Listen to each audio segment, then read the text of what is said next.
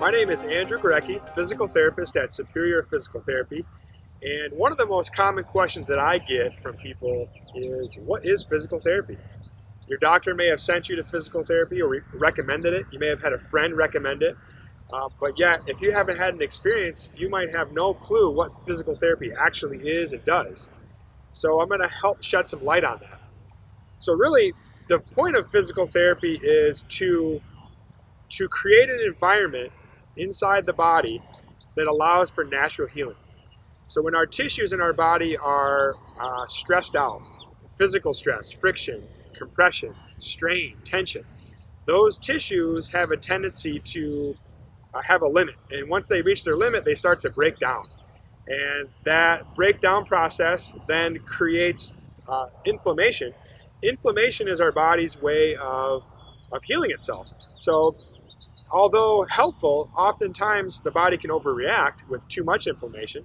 But our goal as physical therapists is to restore the proper motion in order to reduce the tension in the tissue or the stress in the tissue, whether it's a nerve in the lower back, whether it's a tendon in the knee, whether it's a rotator cuff muscle, whether it's neck issues, neck pain. All our purpose is we know how the body is designed to move, and when we watch you move, we're able to identify areas where you're moving improperly that might be causing tissue stress, and then we are able to give you corrective exercises that will help the movement improve and take away the stress from the tissue, and then the tissue begins to heal. So it is a natural healing process without medications, injections, and surgery. That is essentially what our goal is. Now, sometimes we have patients that come after a surgery.